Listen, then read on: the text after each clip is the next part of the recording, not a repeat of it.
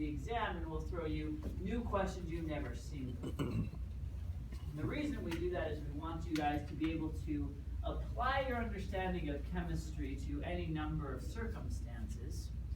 And to facilitate that, we're going to give you a framework to help you work through any problem and solve any problem regardless of what it is. So that's what our job is, basically.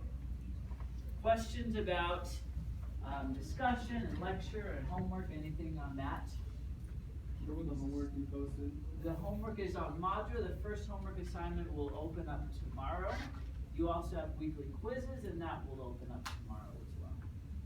Yes? Where do we find the videos again? The video, so you'll click on the homework questions, and it'll be in the text right at the top of the question. It'll give you a link. Say, watch this video, and you'll click it and it'll open up.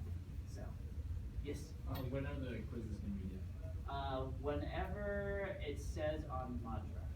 Typically, it'll be Monday morning, 7 in the morning. This particular one, because it takes some time to get set up and everything, I believe it's due Wednesday, but I'm not sure. Probably Wednesday morning. So make sure you look at the due dates listed on Madra. Other general course questions? We try to confuse you by making a lecture and a discussion and a lab lecture and a lab discussion you have to sign up for. So, yes? The questions that we fill out in Madra, do we get more than one opportunity to answer the question, or is it a one-time only submission? It depends on which setup it is. If it's the quiz, you got one chance. Later on, you'll have practice tests where you also have one chance. In the homework, while you're still learning, you have 6 opportunities to work through them. And on the tests, you will have 3 opportunities, but on the test, the first opportunity you get full credit, the second opportunity you get half credit, third opportunity you get quarter credit, so it's to your benefit to, by the time you get to the test, know that you can get it right on the first try. Any other questions? Some other details. Discussion, I believe, represents 10% of your total grade, and the way that works is on Tuesday, we'll start using Top Hat clickers, and at the beginning of discussion on Tuesday, I'll get you guys the course join code, so you don't need to worry about that until that point. On Thursday, next Thursday, that'll be the first time where they'll start counting toward your grade. I need to talk to Professor Statler about this, but typically we do full credit if you get it right and no credit if you get it wrong. But trust me, we're not out to hurt your grade. We'll make sure as we walk around that you're successful and get the right answer. So don't worry about that too much. Just be aware that there are points earned for coming, and make sure you're accurate. So any questions about anything in terms of the course or report? Cool. All right.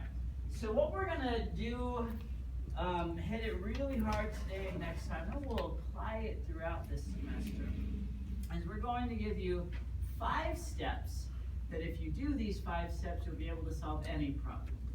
Any problem in chemistry, or in physics, or in math, and sometimes outside of STEM fields, but mostly in those fields is where it works really well. So, here's our 5 steps to solving every problem in the world. Number 1 is approach the problem. So, for this step, this is basically a preparatory step.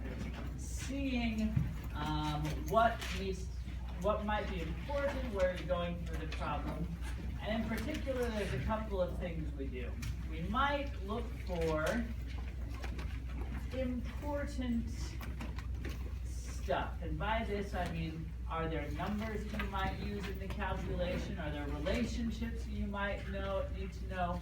Is there a hint as to what type of chemistry it is? Basically, just taking a look at what is in the text that might be important. The second thing we might consider is drawing a diagram sense of visualizing the problem. I'm certainly a visual learner. So I know a number of students typically are, and drawing it out helps. Typically.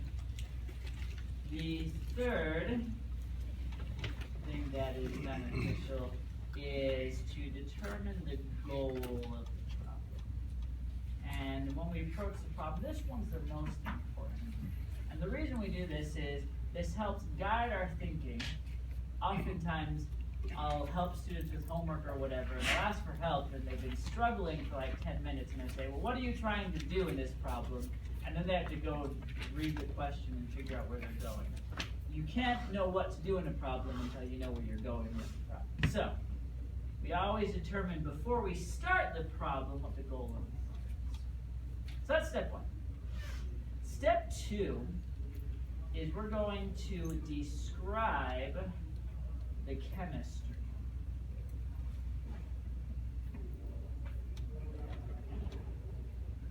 And as of right now, in terms of the class, you've learned about 1.5 chemistry principles.